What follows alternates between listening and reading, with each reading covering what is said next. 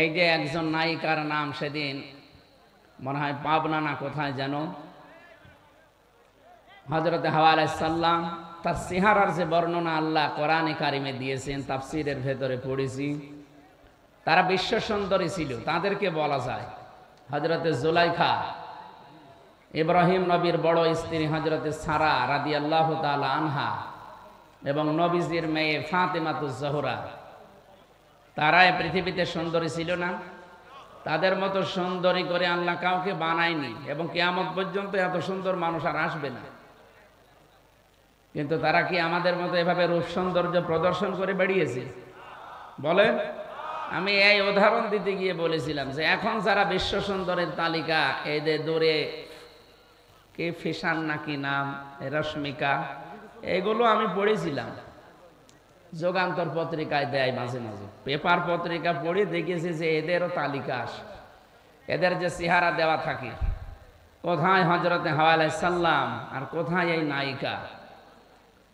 ওদের তুলনায় তো কিয়ামত পর্যন্ত কেউ এরকম সুন্দরী আল্লাহ পাঠাবে না। এদের দেখেই মানুষ পাগল হয়ে যাচ্ছে এখন।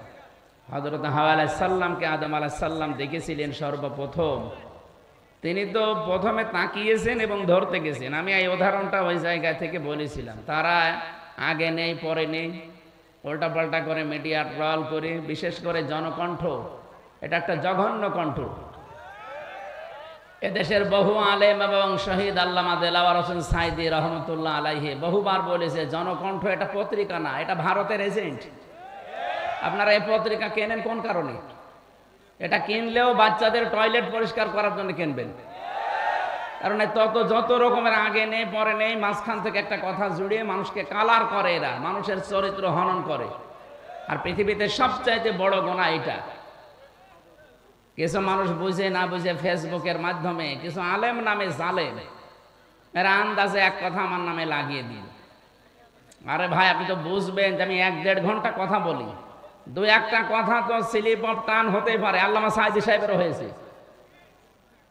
কোন বুজুর্গ কথা বলতে বলেন তো 1-1.5 ঘন্টা, দেখি ওর 10টা ভুল ধরতে পারে কিনা।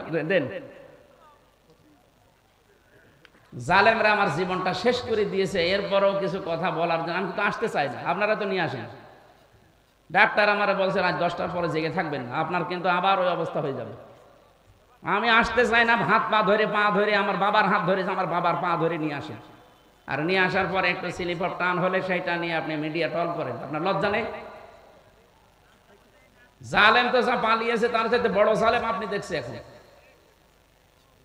আর আমি কি ওই উদ্দেশ্য নিয়ে বলেছি? আমার মনের খবর আল্লাহ জানে না? আরবিতে সেই উলঙ্গ মহিলাকে আমার সামনে লাগিয়ে দিয়ে বলছে হুজুরের সাথে বিয়ে করবে। মানুষের মানে কমন সেন্স কোথায় গেছে? বিবেক মনে হয় মরে গেছে। আমরা বাঁচি না, দেশ নিয়ে চিন্তা করছি, কি অবস্থা দাঁড়িয়েছে এখন। আর শয়তান আছে মানুষের পেছনে লাগানো। মানুষের দোষ ত্রুটি যারা বর্ণনা করে বেড়ায়, খালি মানুষের দোষ ত্রুটি যারা অনুসন্ধান করে বেড়ায়, আপনি মনে করবেন এগুলো একটা অমানুষ। এতে জন্মের সমস্যা, সেগুলো যারও সন্তান। ফেসবুকে যারাই দেখবেন যার তার নামে উল্টাপাল্টা কিছু লেখে, সে যার নামেই হোক, যার নামে উল্টাপাল্টা লিখবে, আপনি 100 ভাগ সঠিক না হয়ে লিখতে পারেন না। আর মনের খবর আপনি জানেন না। কথা বলেন না কেন? এই জন্য সাবধান হবে, কারণ আপনার সব কথা কিন্তু রেকর্ড হচ্ছে। আমি হয়তো কিয়ামতে বেঁচে যাবো, আপনার ধরা খাবে, আমার কি ক্ষতি হবে? কিছু হবে না। 10টা মাহফিল বন্ধ হয়ে গেলে, এদেশ বন্ধ হয়ে গেল, বা পৃথিবী নেই, আল্লাহর দুনিয়া ছোট নাকি? মানুষের পেছনে এই জঘন্য কণ্ঠ, জনকণ্ঠ আর কেউ কিনবেন না মুসলমানেরা। যদি কেউ 10 টাকা 8টা দিয়ে কেনে, এই টাকাগুলো মনে করবেন পানিতে ফেললাম, যখন বাচ্চাদের টয়লেট পরিষ্কার করবে। এগুলো ভারতের এজেন্ট। শেষ করে ফেললে প্রতিবেশী নামে এই কলঙ্ক যারা, মসজিদ গুলো ভেঙ্গে ভেঙ্গে এখন মন্দির বানাচ্ছে। আবার বলছে আজমির শরীফও নাকি 1000 বছর আগে এখানে মন্দির ছিল, জবাই করার দরকার ধরে ধরে। শয়তান। ভারতের এই যে কয়েকটা সাংবাদিক বের হয়েছে টিভিতে, কলকাতার এই যে ময়ূর রঞ্জন নাকি নাম যেন, এ কি মানুষের ভেতরে পড়ে? এরে মনে হয় বাবা 15-16টা বাবা হবে। তাছাড়া এত খারাপ সন্তান তো দুনিয়া জন্ম দেওয়ার কথা না। আমার মনে হয় ওকে 50 জন মিলে জন্ম দিয়েছে। আমি এত খারাপ কথা বলতাম না। যা শুরু করেছে এদের এই মিডিয়াগুলো, নুন আল কলামি ওয়া মা ইয়াসতুরুন। আল্লাহ তাআলা বলে সাবধান, আমি কিন্তু কলমের কসম করলাম এবং কলম দিয়ে মানুষ যা লেখে এইটারও কসম দিলাম। আপনি হয়তো থাকবেন না, আমিও আর 50 বছর পরে থাকবো না, কিন্তু এইটা থেকে যাবে। আপনার এই মিথ্যা তথ্য তামাম দুনিয়ায় ছড়াবে, যত ছড়াবে ওটা যদি সত্যিই মিথ্যা হয়, আপনি কবরে বসে বসে বাঁশ খাবেন। তখন কে দেখবে আপনাকে? আপনাকে আমি বাঁচাতে যাই, উল্টা পাল্টা কিছু করবেন না। যে যা করছে তার জবাব সে দেবে, আপনি তার পেছনে লাগবেন কোন কারণে? এই জন্য আমার সময় দিন, আমার উপর আজ জুলুম করবেন। আজকে 3টা নিয়েছেন আপনারা জোর করি, কিন্তু একটাই পারি না। আমার যে শরীরের কন্ডিশন দেখতে পাচ্ছেন না, 3 বছর ওরা কি খাওয়িয়েছে আপনি জানেন? প্রত্যেকটা মানুষ এখন বের হয়ে অসুস্থ হয়ে যাচ্ছে। মামুনুল হক হাসপাতালে ছিল, আমি 10-11 দিন পড়েছিলাম হাসপাতালে। আমার সেন্সই ছিল না যে আমি আসি কিনা। এই অবস্থার পরও জোর করে নিয়ে আসেন, এসে কিছু একটু হলে আমারে বাঁশ দেওয়ার জন্য রেডি থাকেন না। এই ফেসবুকে যারা এই যুদ্ধ করছেন, যুদ্ধ করার জায়গা পান না। আশা করছে আপনারা থামবেন, যদি না থামেন আমরা মজলুম মানুষ, মজলুমের দোয়া কবুল হয়, এটা নবীজির হাদিস। বরদোয়া দিয়ে দেব, বরদোয়া তো দিতে চাই না, মন থেকে চলে আসে আপনাদের কাজ কারবার। আমার দুনিয়া জানে না যে এদেশে 15.5 বছর আলেমরা সব মজলুম ছিল, কিছু 5 আঁচা গোলাম ছিল, তাদের নাই জান্নাত ছিল, আর আমরা তো ছিলাম জাহান্নামে। আশা করছে এগুলো থামবে। এরপরও যদি কেউ না থামে, আমার মনের খবর আল্লাহ জানে। আমি কেন ওই উদাহরণটা ওই জায়গায় সেট করেছিলাম, হাওয়া আলাইহিস সালাম হযরতে নবীর ছোট মেয়ে ফাতিমাতুজ জোহরা, তারা ছিল বিশ্ব সুন্দরী, তারা এভাবে বেপরদা হয়ে বেড়ায়নি। আর এখন একটু চেহারা সুন্দর হলেই মানুষকে দেখায় যে আমার বউ কেমন সুন্দর, দেখো। এই জায়গায় বলতে গিয়ে যারা বিশ্ব সুন্দরী এখন তালিকা করে, তাদের এই দূরে ফ্যাশন, এই রশ্মিকা কি নাম, ও সাঁতা তো কোথায় বাড়ি আমি তাও জানি না, খালি পড়েছি এতটুকু। আর ওইটা উলট পালট করে আমার কথা তো কাটবে, আমিরে জামাতের কথা তাই কাটছাট করে মানুষকে কালার করছে, আর আমি তো ছোট মানুষ। এই জন্য আগামী থেকে আমি আপনাদের হাতে পায়ে ধরে বলছি, যে কয়টা ডেট আমার শরীরে কোলায়, অন্তত এক এক জেলায় 2-3টা করি, এর বেশি তো পারার কথা না। 64টা জেলা, 630টা থানা, আপনি টের পাচ্ছেন? প্রত্যেক থানায় যদি একবার করে যাওয়া লাগে, মাসে বছরে কয়টা মাহফিল হয়? না 6 মাস হইল 300টার ভেতরে 150টা মাহফিল হয়, 630টা থানা, কোথায় যাওয়া যায়? আর আজকে আমার বাবা মা বউ মেয়ে সব রাগ করছে যে এই তাই করে বেড়াতে জানা। তা আমি কারে বোঝ দেবো? এখানে আসলে আপনাদেরও মন পায় না, হ্যাঁ হুজুর দেরি করে আসে। আরে ভাই, আপনি আমার জায়গা থাকলে টের পেতেন। ম্যাডামকে সময় দেবো, সে 10 মিনিট সময় নেই, বলে জান এই তাই করে বেড়াতে যান, আপনার সংসার করা লাগবে। আপনাদের কারণে আমার সংসার নষ্ট হয়ে যাচ্ছে। আমার মা বাবা আজকে গরম দিচ্ছে, কি করো কি বলবো তাদের? বলেন, আমি কি ডেট নিতে চাই? ওই মাওলানা হোসাইনকে মানুষ পাগল করে ফেলে। আমি আবার বলছি, আপনার হাতে পায়ে ধরে, সারা দেশে এটা যাচ্ছে, সবাইকে বলছে, আন্দাজে ভুল বুঝবেন না। আর কিছু মানুষ প্রতারণার শিকার হচ্ছেন। এই শেষে 16 একটা নাম্বার আছে, এটা এক হিন্দুর নাম্বার, নয়ন দাস। এই শয়তান কিছু মুসলমান মিডিয়ার সাথে হাত করে আমার ছবি পেছনে লাগিয়ে কম্পিউটারের মাধ্যমে ওরা মানুষের কাছে টাকা নিচ্ছে যে হুজুর ডেট দিচ্ছে, অথচ আমার ডেট খালি নেই, সারা দেশ জানে। এই কিছু মানুষ অজ্ঞ, আবেগে টাকা দিচ্ছে, 10,000 5,000 করে দিয়ে ধরা খাচ্ছে। পোস্টার ছাপিয়ে বলছে আমাদের পোস্টার হয়ে গেছে, আপনি আসেন। আসবো মানে? আমার ওই দিন মাহফিল চট্টগ্রাম, আর আপনি দিয়েছেন সিলেটে, আমি যাবো কি করি? আর আপনার মাহফিল আমি জানিই না। এই জন্য আমি আবার আহ্বান করছি, এই 16 নাম্বারটা যদি ধরতে পারেন কেউ, ওরে পিটিয়ে মেরে ফেলবেন, এতে যা হয় আমি দেখব। এই শয়তানের কারণে সারা দেশ থেকে মানে মুসিবতের শেষ নেই, মানুষও ধোঁকা খাচ্ছে। এই যে এতগুলো মানুষ এখন যদি ধোঁকা খেত, আমারা যদি দাওয়াত না দিতে বলতো 16 নাম্বার প্রতারকের কাছে, আর 70, এই দুইটা, এটা রবি নাম্বার, শেষে 16 একটা, শেষে 70 একটা। এরা বিভিন্ন জায়গা থেকে কম্পিউটারে খুব পারদর্শী, বিভিন্ন জায়গায় আমার ছবি এখানে পেছনে লাগিয়ে বলছে মুখ নড়াচ্ছে। এত চালাকের আর এত এত এক্সপার্ট, কত প্রশাসনকে দিলাম যে ভাই ধরে দেন, না কেউ পারছে না। তো এখন আমি কি করব? কালকেও মাহফিলে চট্টগ্রামে ধোকা দিয়েছে মানুষকে, সেখানে বলে 1.5-2 লাখ মানুষ বলছে হুজুর দাওয়াত নিয়ে আসে না, অথচ আমি জানিই না ওই 16 নম্বরে ধোকা খেয়েছে। এই ময়মনসিংহ সেদিন ধোকা খেয়েছে, সিরাজগঞ্জ দল চত্বরে ধোকা খেয়েছে, কিচ্ছু জানি না। এরা আন্দাজে মানুষ জমা করছে, আর নাম শুনলে তো এখানে 1-1.5 লাখ মানুষ হয়ে যায়। এটা বারবার সরাতে পারো না। মিডিয়ার গুলো কি করে এরা, নাকি এরা ওর সাথে জড়িত আছে? না না, এর থাকতে পারে। না না, ধরতে পারো না, কি করো কি? গ্রুপ গ্রুপ চালায়, একে গ্রুপকে দেওয়া যায় না যে 16 নাম্বারে 70 নাম্বারে কেউ ধোকা খাবেন না। এইগুলো ছড়াতে পারো। রাশমিকার নাম মুখ দিয়ে একবার বের হইলে সেটা ছড়াতে পারো, আর এই তো পারবে না।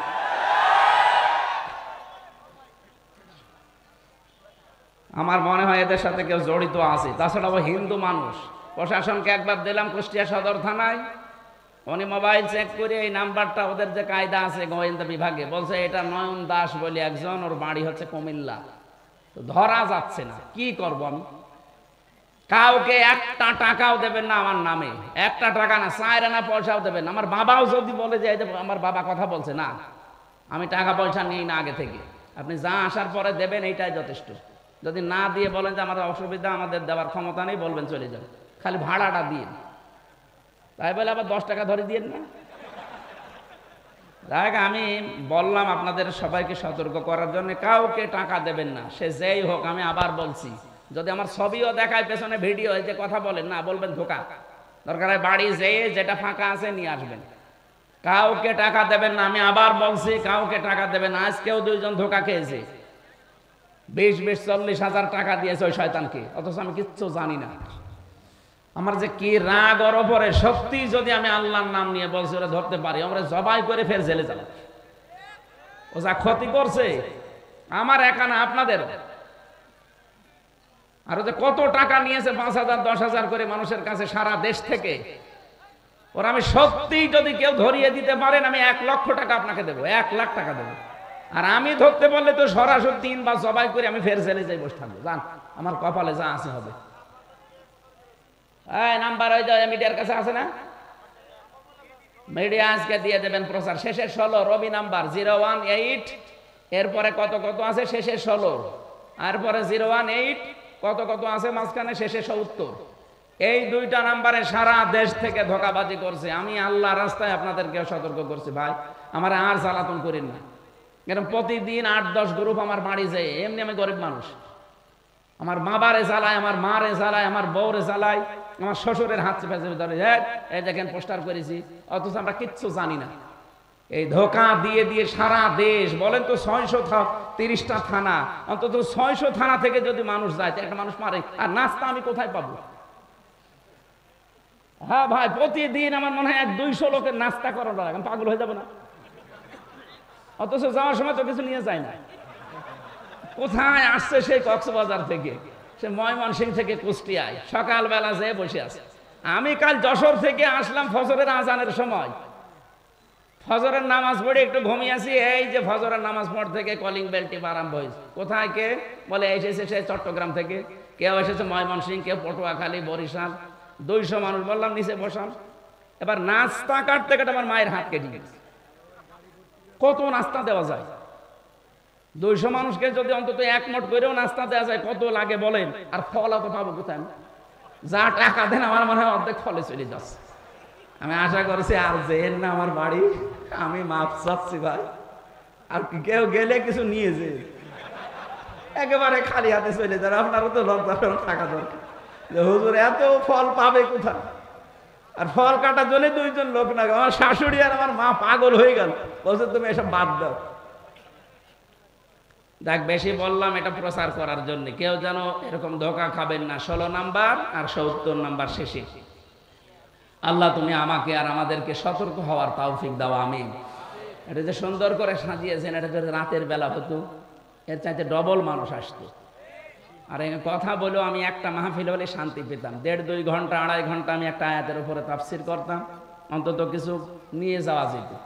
এখন এই যে শিবিরের কেন্দ্রীয় সভাপতি জোর করে আজকে, জোর করে ওনার নাটোর, এই যে সেই বনপাড়া বড়াই গ্রাম, এখন এখানে নিয়ে যেয়ে মাগরিবের পরে তুলবে। ওখানে লক্ষাধিক মানুষ বসে আছে। আবার সিরাজগঞ্জের এই যে বেলকুচিতে আসা লাগবে রাত 9টায়। বলেন আমি কি মেশিন? কি আর আপনারা যে দূর থেকে আন্দাজে ধারণা করেন, না ওনার টাকা লাগে কথা, আপনি কয় টাকা দেন? আপনি যে টাকা দেন, এই যে আজকেও আমার গাড়িটা সারতে 1.5 লাখ টাকা লাগলো, 1.5 লাখ। ওর কাগজ করতে ৭৫,০০০ টাকা লাগবে, ড্রাইভারের প্রতি মাসে ২০-২৫,০০০ টাকা দেওয়া লাগে। তা টাকা কি করবো না, আমার আরো বিভিন্ন কাজ আছে, সেই কাজগুলো করা লাগছে। একটা মাদ্রাসা বানানোর এই করছিলাম, ৩ কোটি টাকা লাগবে, টাকা নেই। আমি একটা গ্রুপে কাজ করি, আকিস গ্রুপে, যা লাগে তারা দেখছে, এই জন্য আমার কোনো সমস্যা নেই। তারা যদি বলতো না আমরা কিছু করতে পারবো না, আপনি ওইগুলো করে চলেন গা, আপনি পারতেন না। এই জন্য আমার দূর থেকে যারা আন্দাজে ধারণা করে গালিগালাজ করেন যে দুনিয়াদার হুজুর, আপনি আমার মনের খবর জানেন, আমি দুনিয়াদার কি আখেরাতদার? আপনি নিজের হিসাব করেন ভাই।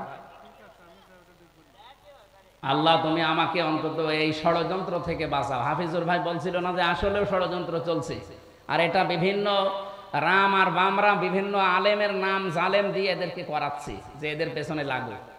এখন তো আর কেউ নেই কথা বলার মতো, দু একজন যা কথা বলছে এদেরকে যেন কথা বলতে না দেয়। এটা ভারতের একটা চক্রান্ত। আমরা কোরআনে কারিমের 2টা আয়াতের অংশ বিশেষ পড়েছি, তাফসীর করার জন্য আলাদা সময় যদি থাকে কোনো সময় আসবো।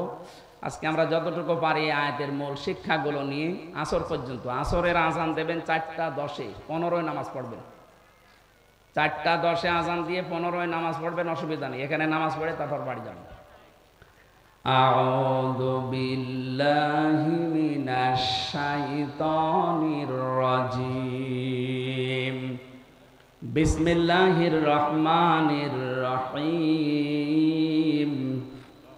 وضرب الله مثلا قرية كانت آمنة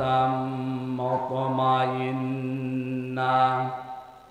তাফসীর আকারে কথা বলবো ইনশাআল্লাহ। কোরআনের তাফসীর হবে কোরআন টু কোরআন দিয়ে। আল্লাহ পাক উদাহরণ দিচ্ছেন, দৃষ্টান্ত দিচ্ছেন, একটা উপমা পেশ করছেন আমাদের সামনে একটা গ্রামের। কিসের?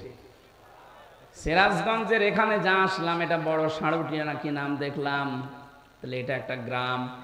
আপনি মনে করবেন এই গ্রাম সম্পর্কে আজকের আয়াত নাজিল হয়েছে, যদিও এটা নাজিল হয়েছে মক্কা। এই গ্রাম সম্পর্কে ১৫০০ বছর আগে নাজিল হওয়া এই আয়াতটা আমার যতটুকু জ্ঞান আল্লাহ কোরআন সম্পর্কে দিয়েছি আমি মিলিয়ে দেখলাম এই বাংলাদেশের একটা গ্রামের সাথে মিলে যাবে। এদেশে বহু গ্রামে যাওয়ার পরে দেখেছি সাইনবোর্ড লেখা থাকে আদর্শ গ্রাম। একটা গ্রাম আদর্শ এমনিতেই হয় না, 100% শিক্ষিত হওয়া লাগে। ওই গ্রামের ভেতরে যে সমস্ত কাজ কারবার গুলো মানবতা বিরোধী, শরীয়ত বিরোধী, ওইগুলো চলে না। অভাব অনটন, শান্তি স্বস্তি নিরাপত্তা বিভিন্ন দিক থেকে বিবেচনা করে লেখা হয় আদর্শ গ্রাম।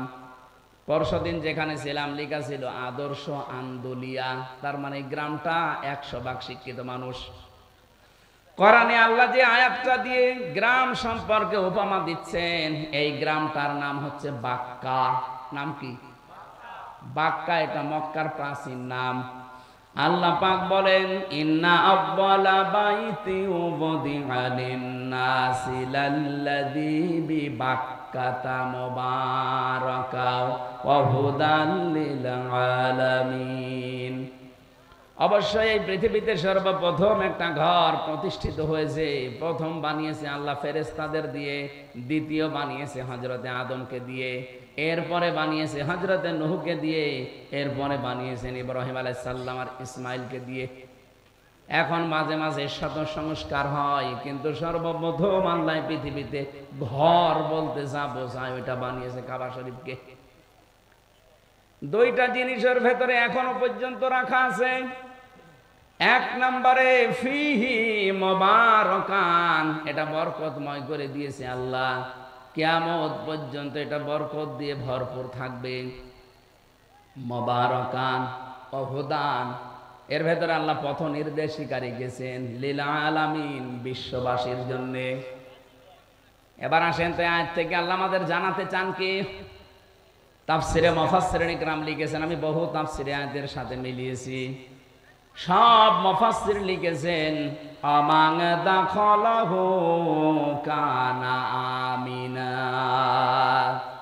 এই কাবায় যদি কেউ প্রবেশ করে আল্লাহ তাকে নিরাপত্তা দিয়ে দেয়। খুব ভালো করে বুঝবেন, এখান থেকে শিক্ষা বের হবে। এই বাতাস কি করে দাও, জোরে দাও। হ্যাঁ একটু জোরে দাও, 10 মিনিট, তারপরে বন্ধ করে দাও। ভেতরে ঘেমে যাচ্ছে।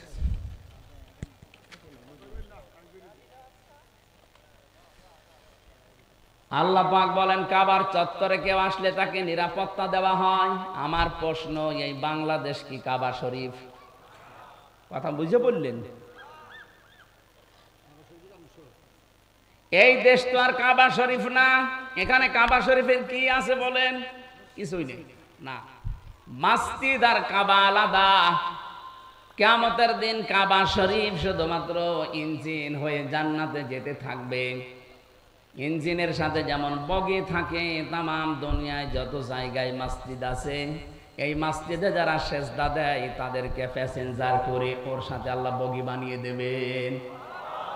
আমি যদি এখন মসজিদ ভিত্তিক জীবন গঠন না করি, মসজিদের সাথে আমার যদি সম্পর্ক না থাকে, ওই দিন ওই বগির ভেতরে আমি উঠতেও পারবো না, জান্নাতেও যেতে পারবো না।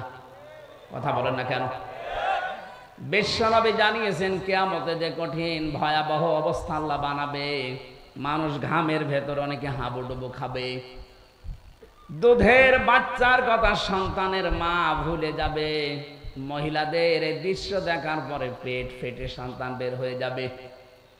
এত কঠিন অবস্থা আমি তৈরি করব, কিন্তু এর ভেতরে 7 প্রকার মানুষকে যে আমার আরশের ছায়ায় স্থান দেব, তার 4 নম্বরে তারা যাদের সব সময় মসজিদের সাথে অন্তর লটকানো থাকে।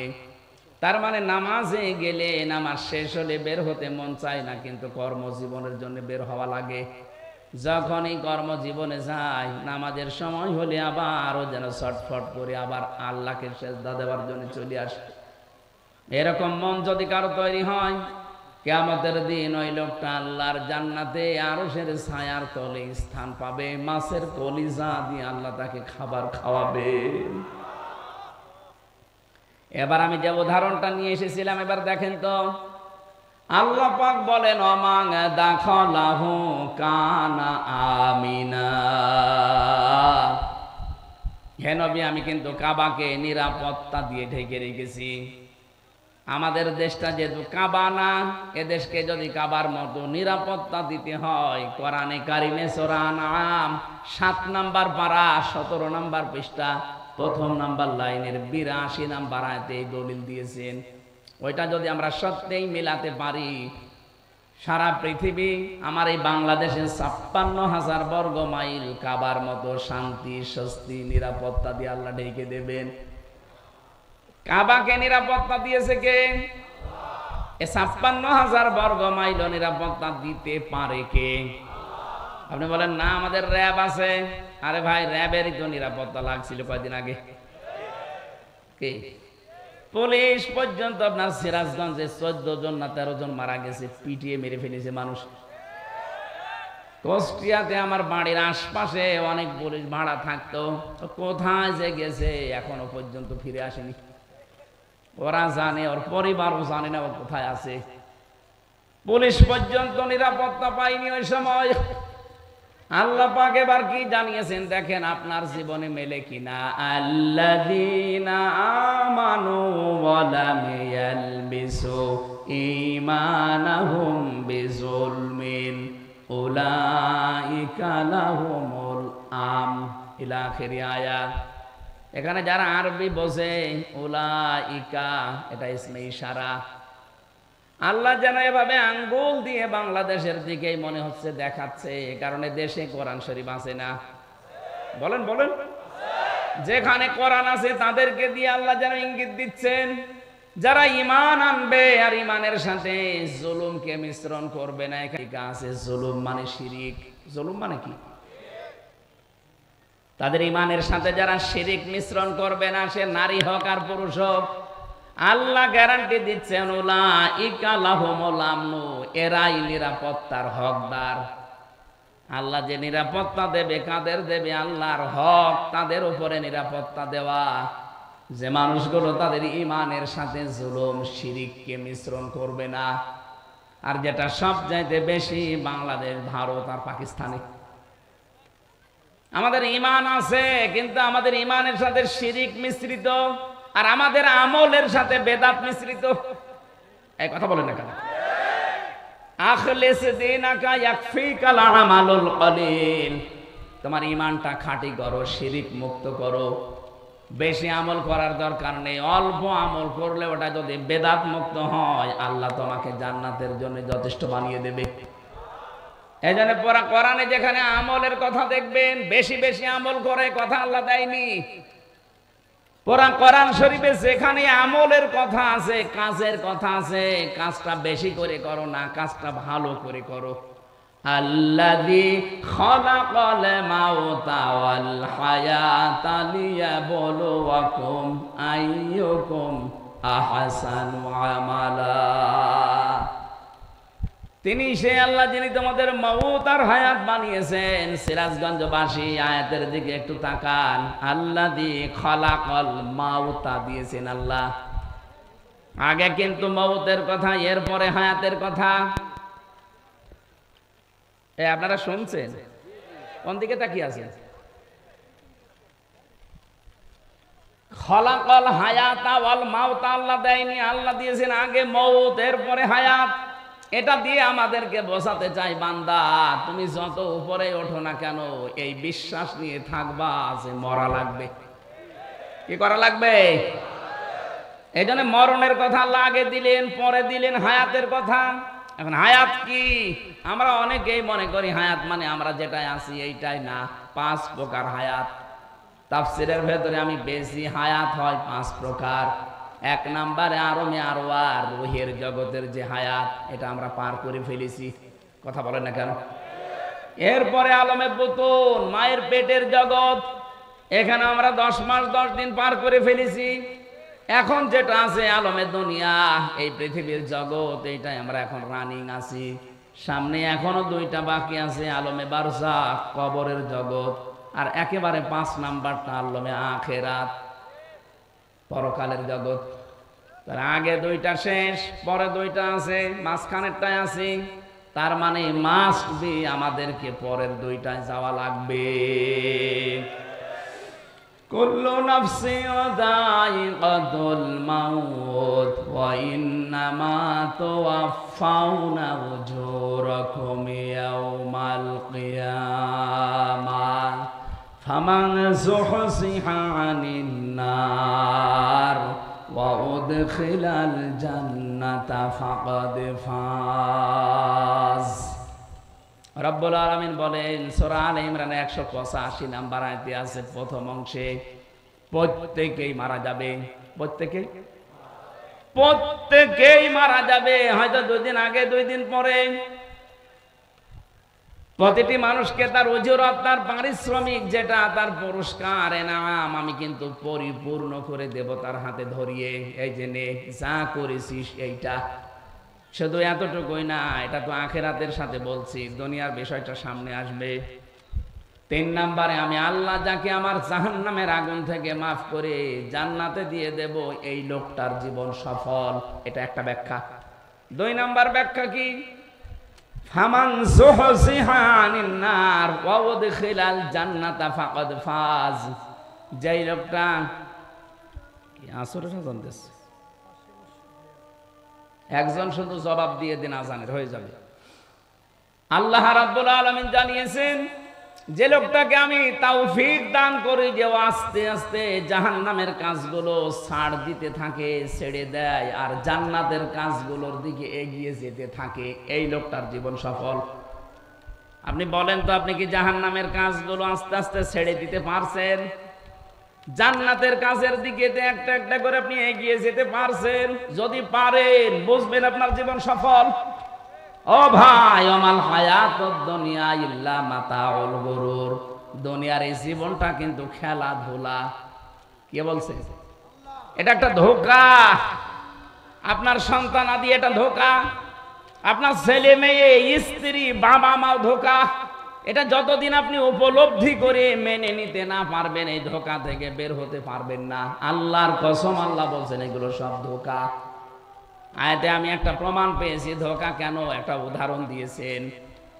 এখান থেকে যারা আমরা বসে আছি, 200 বছর পরে যদি রফিক নাই, এই ভাই যদি 200 বছর পরে ফিরে আসে এই পৃথিবীতে, উনি মনে করেন আর 50 বছর পরে মারা গেল, 200 বছর পরে ফিরে আসলো। যে বাড়িতে উনি বাস করে, ওনার বাড়ি যদি 2 তলা 3 তলা হয়, এসে যদি বলে কারা আছো এই বাড়িতে, এ বাড়ি কিন্তু আমি বানিয়েছিলাম, যারা ওই বাড়িতে বসবাসকারী ওই সময় থাকবে তারা বলবে কে আপনি? ভণ্ডামি করার জায়গা পান না? আপনার মনে হয় থাকার জায়গা নেই, এই জন্য এসে পরিচয় দিচ্ছেন। আপনার যদি একেবারে জায়গা না থাকে, আমাদের মসজিদ আছে, বারান্দা খোলা আছে, ওখানে রাত্রে থেকে কেটে পড়েন, কোনোদিন আমার এখানে আসবেন না। বলেন তো এই কথা বলবে কিনা? এক কথা বলছেন না কেন? 100 ভাগ বলবে। আপনি মরিয়ে দেখেন, আমার 3 পুরুষের পরে আমার আর জানা নেই। আমার বাবার নাম রিয়াজউদ্দিন, তার বাবার নাম জাহান আলী, তার বাবার নাম নমাজ আলী। এরপরে আমি আর জানি না, সত্যি আমি আর জানি না। এরপরে যে কারা আছে আমি জানি না, ওটা কি হিন্দু ছিল না কি ছিল তাও জানি না। বলেন তো, আমার মতো মানুষ এই 3 পুরুষের পরে আমার আর মনে নেই। এখন ওই নমাজ আলী সর্দারের বাবা যিনি কি ছিল যেহেতু আমি জানি না, উনি যদি এখন এসে কুষ্টিয়ায় বলে এই বাড়ি আমার, এই ভিটা আমার, ও দাঁত মুখ খুলে ফেলবো না? এই কথা বলছেন এখন? কিসের নমাজ আলীর বাপ আপনি? আমি তো নমাজ আলী পর্যন্ত জানি, এরপরে আর জানি না। এমনকি আমিও যদি 200 বছর পরে ফিরে আসি, আমার যে মেয়ে আছে, মেয়ের ছেলে আছে, ছেলের ছেলে আছে, 3 পুরুষ মাত্র। 3 পুরুষের পরে আমির হামজা কি তারাও জানবে না। কথা বলেন না কেন? আল্লাহ বলেন এই যে এরকম একটা ধোঁকা, এই ধোঁকায় পড়ে আছো তুমি। আমার মনে হয় জীবনের শেষ প্রান্তে যারা পৌঁছে গেছে তাদের তো এটা উপলব্ধি হওয়ার কথা আরো বেশি। এই যে মুরব্বীর, দুনিয়ার সব কিছু তো এতদিন পর্যন্ত 60, 70, 80 বছর দেখেছে। কি মনে হচ্ছে ওনার? যে একটা জীবন ছিল আমার কাছে, ওটা এখন স্বপ্নের মতো মনে হয়। এখন যেটা আছে এটা শুধু আকাঙ্ক্ষা, এটা পাবো, ওইটা পাবো, ওইটা পাবো, খালি এই ধান্দায় আছে। আর সামনে যেটা আছে এটা একটা স্বপ্ন। এটা কি? ওনার এখন যদি 80 বছর বয়স হয়, আগের এই পুরো 80 বছরটা ওনার কাছে আসলেই কিন্তু দুনিয়ার জীবনে এইটা প্রত্যেকের জন্য। এটা যতদিন আপনি না বুঝবেন ততদিন আপনার জীবনকে আপনি পরিচ্ছন্ন করতে পারবেন না। এই জন্য আমার আল্লাহ কাজের কথা দিলে দেখবেন সেখানে ভালো কাজ করো বা ভালো করে করো, এরকম কথা দিয়েছেন। বেশি বেশি কাজ করে কথা নেই। আমাদের ইমান যা আছে, ইমানের ভেতরে আমরা শিরিক প্রবেশ করিয়ে নষ্ট করে ফেলেছি। আর আমল যাই আছে টোটা ফাটা, আমলের ভেতরে বেদাত প্রবেশ করিয়ে আমলটাকে আমরা শেষ করে দিয়েছি। এই জন্য আজকে থেকে যদি এই বাংলাদেশটাও কাবার এলাকার মতো শান্তি, স্বস্তি, নিরাপত্তা নিয়ে আমরা ব্যবস্থা করে দিতে চাই, ডক্টর ইউনূস আপনাকে আমরা বলবো আলেমদেরকে সাথে নিয়ে এই 18 কোটি মানুষকে সঙ্গে নিয়ে শিরিক মুক্ত দেশ গঠন করেন। আমল আমরা যে যাই কাজ করি, আমাদের কাজের ভেতরে, আমলের ভেতরে যেন বেদাত না প্রবেশ করে। আপনি এইটা দেখেন, কারণ আপনিও তো কয়দিন পরে মরবেন। আপনিও মুসলমান, আমরাও মুসলমান। অন্যান্য জাতি যারা আছে তাদের ধর্ম তারা নির্দ্বিধায় পালন করবে, কোনো অসুবিধা নেই। কথা বলেন না কেন? কিন্তু তারা আমার নামাজে বাধা দিলে ছাড় নেই, এমনকি তাদের পূজায় বাধা দিলেও যেন আমাদের না ছাড়া হয়। প্রতিবেশীর নামে এতদিন পর্যন্ত বিশ্বের মানুষকে যারা জানিয়েছে বাংলাদেশে সংখ্যালঘু নির্যাতন হয়, এটা এখন বিশ্বে বিভিন্ন দেশ প্রমাণ করছে সবচাইতে বেশি সংখ্যালঘু নির্যাতন হচ্ছে ভারতে। ওরা বাবরি মসজিদ ভেঙে ফেলেছে বিভিন্ন দোহাই দিয়ে, যে এখানে নাকি রাম মন্দির ছিল। আরে ভাই, ঢাকার স্বামীবাগের যে ইস্কন মন্দির, এখন যদি আমরা এই দেশে 96% মানুষ আওয়াজ তুলি জানাই এখানেও 500 বছর আগে আমাদের মসজিদ ছিল, আমরা এটা ভেঙে মসজিদ বানাবো, আপনি মরবেন। আমাদের ধর্মে যেহেতু এটা শেখায়নি আমাদেরকে, লা ইকরাহা ফিদ্দীন, ধর্মে বাড়াবাড়ি নেই, আছে জোর জবরদস্তিও নেই। আমরা দাওয়াত দেই আপনাকে এই উগ্রবাদী এই আচরণটা বন্ধ করেন। ইসকনের নাম নিয়ে যা হচ্ছে এটা কিন্তু একেবারে অরিজিনাল হিন্দু না, খাঁটি হিন্দু এরা না। এদের আসল হচ্ছে ইহুদি। ওদের যে প্রভুপাদ আছে যেটা, প্রতিষ্ঠাতা ওইটা ইহুদি, ও চার্চে লেখাপড়া করেছে খ্রিস্টানদের, ও উগ্র কিছু মানুষদেরকে দলে ভিড়িয়ে ইসকন গঠন করে সারা দুনিয়ায় এখন এদের নিয়ে অশান্তি। শুধু বাংলাদেশে না, 257টা রাষ্ট্রের 195টা দেশে ওদের নিয়ে এখন ঝামেলায় আছে। এই জন্য ওদের উস্কানিতে যেন আমরা পা না দেই। ওরা খুব চেষ্টা করেছিল সাইফুল ইসলাম আলিফকে হত্যা করার মাধ্যমে এই দেশে মুসলমানরা যেন একটু হইচই করে, এরপরে যেন একটা হট্টগোল বেঁধে যায়। আর এটা করাচ্ছিল যারা পালিয়েছে ওরা যেহেতু বিভিন্ন হাল দিয়ে হালে পানি মানায়নি, ওদের রিক্সা লীগ, ওদের আনসার লীগ, কথা বলছেন না, বিভিন্ন লীগ দিয়ে যখন পানি বানায়নি তখন ওরা লাগিয়েছে বিভিন্ন কায়দায় ইসকনকে। এইটাও হালে পানি নেয়নি, কারণে দেশের মুসলমানেরা সব চাইতে বেশি সংযমের পরিচয় দিয়েছে। আমরা ফেসবুক বলেন, ইন্টারনেট বলেন, পত্রিকা বলেন, কারো ফাঁদে পা দিয়ে, বিশেষ করে ভারতপন্থী পত্রিকা যেগুলো, এই জনকণ্ঠ আমি নাম নিয়ে বলছি, আরো কয়েকটা আছে, যেইটাই দেখবেন দেশের এই দাদা বাবুদের পক্ষে কথা লিখবে।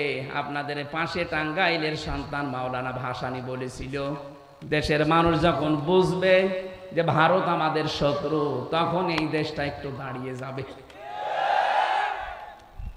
তারা বুঝেছিল, তারা বিচক্ষণ ছিল, কিন্তু এখন আমরা অনেকে এটা বুঝি না, মনে করে না আমাদের দাদা। কিসের দাদা? আপনার দাদা হলে আপনি যান, ওরা এখন চট্টগ্রাম নেওয়ার ধান্দায় আছে। আরে ভাই, চট্টগ্রাম আমাদের বাংলাদেশের অংশ, আপনি কি যৌতুক নেবেন? আর যৌতুক আপনাকে দেব কেন? মেয়ে কি আমরা আপনাকে একেবারে স্বাভাবিক ভাবে দিয়েছি? মেয়ে তো পালিয়ে গেছে। পালিয়ে যাওয়ার মেয়ের আবার যৌতুক কিছুর বিয়েই তো আমরা মেনে নিচ্ছি না। কথা বলে না। হ্যাঁ, যাওয়ার পরে যদি কোনো মুসলমানের সাথে বিয়ে করতো তাও মানতাম। এমন লোককে স্বামী স্ত্রী এ পরিচয় দিচ্ছে, 15.5 বছরে পরিচয় দেয়নি যে আমাদের স্বামী স্ত্রীর সম্পর্ক। তো যদি স্বামী হয়, ও তো ফুল হাতা হাফ হাতাও না। কথা বলছে না, যার কাছে পালিয়ে গেছে ও কি ফুল হাতা না হাফ হাতা? হাফ হাতা, ফুল হাতা। একটা মুসলমান মেয়ে ফুল হাতার কাছে যায় কি করে? আরো অধিকাংশ ফুল হাতারা এখন হাফ হাতা হয়ে যাচ্ছে। আমার জেলের যে জেলার ছিল দেবদুলাল, ও শুনলাম নাকি চুরি করে হাফ হাতা হয়ে গেছে। এখানে বৈজ্ঞানিক অনেকগুলো ব্যাখ্যা আছে, এখানে এই পরিবেশ এটা বলা ঠিক নাই, জন্য বললাম না। আজ ওরা গোপনে গোপনে অনেক ফুল হাতা হাফ হাতা হয়ে যাচ্ছে, আর আপনি কাজ আর পেলেন না, চলে গেলেন আপনি হাফ হাতার কাছে। আর পালিয়ে যাওয়ার মেয়ের যৌতুক কিসের? বিয়ে আমরা এখনো মেনে নেইনি। বাবা মা আত্মীয় স্বজন যদি বিয়ে মেনে না নেয়, পালিয়ে যাওয়া মেয়ের যৌতুকের প্রশ্ন আসে। এরপরও আপনার নিয়ে নিতে চান জোর করে, যে চট্টগ্রাম দিয়ে দাও। দিতে পারি, আপনাদের 7 সিস্টার আমাদের দেওয়া লাগবে। আপনি কি আর কি মনে করেন? 7 সিস্টার আমি পুরাটা ঘুরেছি, একটাও ঠিক থাকবে না। ডক্টর মোহাম্মদ ইউনূস শুধু একটু ইঙ্গিত দিয়েছিল, আপনারা ভয়ে পাগল হয়ে গেছেন। কারণ আমি জানি দুনিয়ায় সব চাইতে বেশি মরণকে ভয় পায় মুশরিকরা। সূরা বাকারার ভেতরে আছে, ওয়ালা তাজিদান্নাহুম আহরাসান নাসি আলা হায়াতি ওয়া মিনাল্লাযীনা আশরাকু ইয়াওয়াদ্দু আহাদুহুম লাউ ইউআম্মারু আলফা সানা ইলা আখির আয়া। রব্বুল আলামিন বলেন, পৃথিবীর মানুষেরা, আপনি যদি মুশরিকদেরকে বলেন যে তোমরা 1000 বছর বেঁচে থাকবা, ওরা বলবে আমরা আরো বাঁচতে চাই। কারণ জীবনের উপরে সবচাইতে বেশি মায়া মহব্বত ভালোবাসা এই দুনিয়াতে মুশরিকদের। এই জন্য আমরা শুধু যাওয়া বন্ধ করে দিয়েছি, এই ঘোষণা এখনো বন্ধ করিনি। আমরা বলেছি যাব না ওই দেশে চিকিৎসার জন্য, দাদার আঁককেই দেখি মরছে না, 40 ভাগ ছাড় দিয়ে দিলাম, আসেন। নাই তো আমরা না খেয়ে মরে যাব, কারণ মরা ওদের কাছে খুব কঠিন। আর আমরা যারা মুসলিম তামাম দুনিয়ায় 200 কোটি, আমাদের মরণ কঠিন না, আমাদের মরণ হাদিয়া। আমরা বিশ্বাস করি দুনিয়ার এই নশ্বর পৃথিবী ছেড়ে যেতে পারলে আমার আল্লাহর বানানো জান্নাত রেডি হয়ে আছে। কাদের জন্য? সূরা নাহাল এটা 32 নম্বর আয়াতের তাফসিরে পাবেন, ভালো করে মিলাবেন এটা। আল্লাযীনা তাতাওয়াফাহুমুল মালাইকাতু তাইয়্যিবিনা ইয়াকুলুনা সালামুন আলাইকুম উদখুলুল জান্নাতা বিমা কুনতুম তা'মালুন। বলেন আল্লাহু আকবার। পৃথিবীর মানুষেরা যারা মরণের বিছানায় আছাড় খেয়ে পড়বে, এদের যদি এই যে তাইয়্যিবিনা আছে, আমি তাফসিরে দেখেছি তাইয়্যিবিনা মানে শুধু পোশাক পবিত্র, শুধু শরীর পবিত্র না, আপনার বিশ্বাস, আপনার আকীদা, এই যে আকীদা মানে আপনার ঈমান, এটার পবিত্রতা শিরিক থেকে, বেদাত থেকে আপনি করবেন। আপনার বিশ্বাস আপনি পবিত্র করবেন শিরিক থেকে, কুফরি থেকে। তাহলে বিছানায় যখনই পড়বেন, মরণের বিছানায় আছাড় খেয়ে, একটা দুইটা না, মালাইকা বহু বচন দিয়েছেন, নারী হোক আর পুরুষ হোক, লক্ষ লক্ষ ফেরেশতারা এসে ওয়েলকাম জানাবে, সালামুন আলাইকুম উদখুলুল জান্নাহ। প্রবেশ করো, ওই যে জান্নাত দেখা যাচ্ছে, এইটাই তো জীবনের সফলতা। চোখ বন্ধ হওয়ার সঙ্গে সঙ্গে যদি আমার বিশাল ঠিকানা যেটা জান্নাত, যার শুরু হয়ে গেছে কোনোদিন আর শেষ হবে না, এইটা যদি সত্যি আমরা দেখতে পাই, আমাদের জীবন সফল। কথা বলে না কেন? আল্লাহ পাক আমি যে আয়াত পড়েছিলাম এখানে কিন্তু এইটার সাথে যোগ সংযোগ আছে। আদারাবাল্লাহু মাসালান ক্বরিয়াতান কানাত আমিনাতাম মুতমাইন্না। কাবার মতো এই বাংলাদেশকে নিরাপত্তা দিতে চাইলে এক নম্বরে আমাদের কাজ হবে দেশে আমরা যেন শিরিক না করি, অন্তত আমরা যারা মুসলিম। কথা বলে না কেন? ব্যক্তি থেকে শুরু করে, পরিবার থেকে শুরু করে, সমাজ এবং রাষ্ট্রে শিরিক যেন না হয়। কারণ শিরিক হলে আল্লাহ এত বেশি রেগে যায়। এখন যদি এই ভাই যে বাড়িতে দেখে ওনার স্ত্রীর কাছে পাশের গ্রামের একজন শুয়ে আছে, কিছু করেনি, এমনি শুয়ে আছে, উনি যত ভালো মানুষ হোক আর আমি যত ভালো হই, যে বউকে ছাড়বে কেউ? আমার মনে হয় যদি হাতে দাঁত থাকে এক কপি আলাদা করে ফেলবে, আর বাংলায় গালি দেবে। আমি গালি দিতে পারলাম না। আপনি বলেন তো, ওনার বউ উনি খালি কি করেছিলেন? কবুল। এতটুকু একটা শব্দ নিয়ে বাড়িতে নিয়ে আসলেন, তাও তো পুরা চাহিদা উনি পূরণ করতে পারেন না। কারণ মানুষের জীবনের পুরা চাহিদা পূরণ করা আল্লাহ বাদে সম্ভব। কথা বলেন না কেন? ওনার বউকে উনি কোনোদিন অক্সিজেন দিয়েছে? কথা বলেন না কেন? একটা মানুষ প্রতিদিন অক্সিজেন কিনে যদি বেঁচে থাকা লাগে, প্রত্যেক দিন কমপক্ষে 12,000 টাকার অক্সিজেন লাগবে ঘন্টায়। কত? আপনি হাসপাতালে গিয়ে খবর নেবেন, আমার সঠিক তথ্যটা মনে নেই, ঘন্টায় মনে হয় কমপক্ষে যারা অক্সিজেন নিয়ে বেঁচে থাকে, এভাবে 24টা ঘন্টা উনি তো অক্সিজেন বউকে কিনে দেয় না। হয়তো জীবন চলার জন্য আনুষঙ্গিক যা আছে ওইটা কিনে দিয়েছে, বাড়িতে থাকার একটা ব্যবস্থা করেছে। এতটুকুর জন্য যদি অন্য মানুষ ওনার স্ত্রীর কাছে থাকলে এত রেগে যায়, স্বামীর কাছে অন্য কোনো মহিলা থাকলে স্বামী স্ত্রী যদি রেগে যায়, আল্লাহ বলেন বীর্য থেকে শুরু করে এরফিক পর্যন্ত পুরাটাই আমি বানিয়েছি, কারো দায়িত্ব ছিল না। বীর্য থেকে শুরু করে বেশি আরে বসিয়ে রেখেছি, পুরাটাই আমি আল্লাহ। আর মা বাবা শুধু বিছানায় ছিল, এতটুকু শেষ। বাকি যা করার আমি আল্লাহ করেছিলাম। নেই থেকে ধরে আমি চেয়ারে বসালাম হামজা। এখন যদি দেখি আমার সাথে তুই অন্য কাউকে যোগ করিস, তখন আমি আল্লাহ ওই স্বামী ওই স্ত্রীর মতো রেগে যাই। এই জন্য আল্লাহ কিন্তু রেগে যাবে শিরিক করলে। আপনি আর যাই করেন, হয়তো আল্লাহ ইচ্ছা করলে মাফ করে দেবে, কিন্তু শিরিক করলে কোনো মাফ নেই। এই জন্য শিরিক যারা করে তারা দেশকে গজবে ফেলে। 15.5 বছরে কিন্তু শিরিকের কারখানা তৈরি করেছিল, মূর্তি বানিয়ে। কত কোটি কোটি টাকা খরচ করে বানালেন, কি হলো? এই যে গতকালকে সিরিয়া বিজয় হয়ে গেছে, যার মূর্তি ছিল এই বাশার, কি নাম যেন, বাশার আল আসাদ।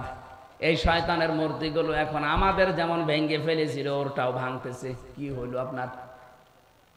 15.5 বছরে কি করলেন? এতগুলো টাকা খরচ করে মূর্তি বানিয়ে, এত টাকা খরচ করেছিল এই পাথরের মূর্তি বানাতে। আমার কুষ্টিয়ায় যেটা ভেঙেছে, শয়তান এত শক্ত ভাঙা যাচ্ছিল না, শেষে এই বেগু দিয়ে এসে ভেঙেছে।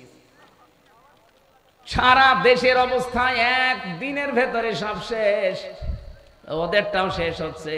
যেখানে যেখানে পাকিস্তান থেকে চিনি এসেছে, ওদের মাথা খারাপ হয়ে গেছে।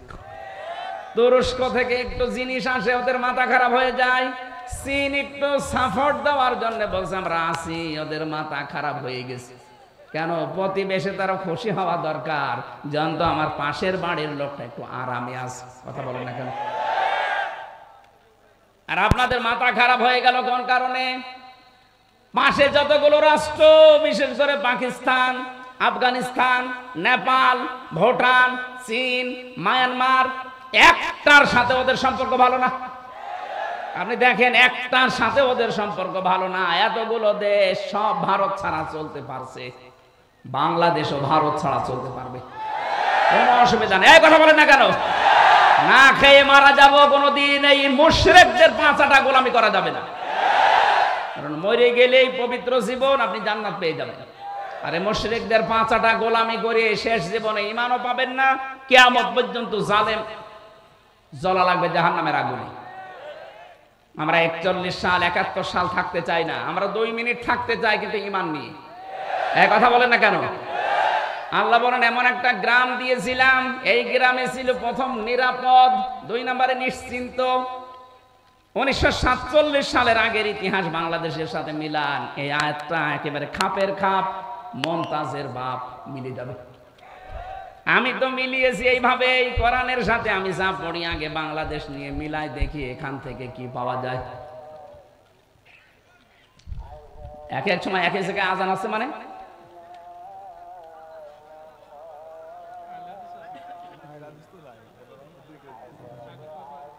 আইলে হাদিস হোক আর যাই হোক, আজান তো আমার মনে হয় এক সময় হওয়া দরকার। এটা ঠিক টাইম না?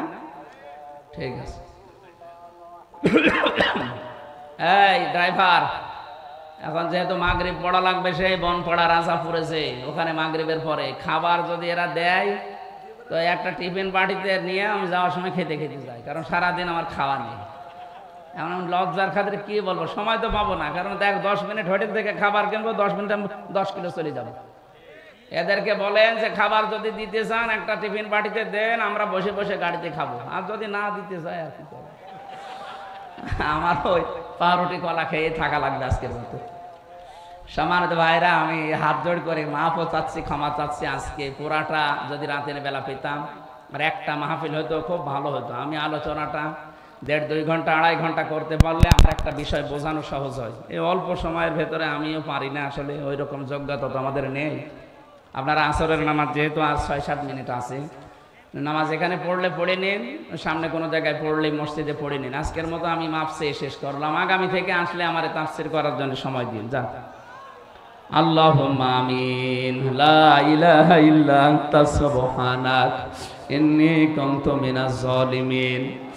ও আল্লাহ, তুমি তাকিয়ে দেখো কত সুন্দর করে এরা সাজিয়েছে, নিজেদের বাড়ি ঘরও এরা তো সুন্দর করে সাজায় না।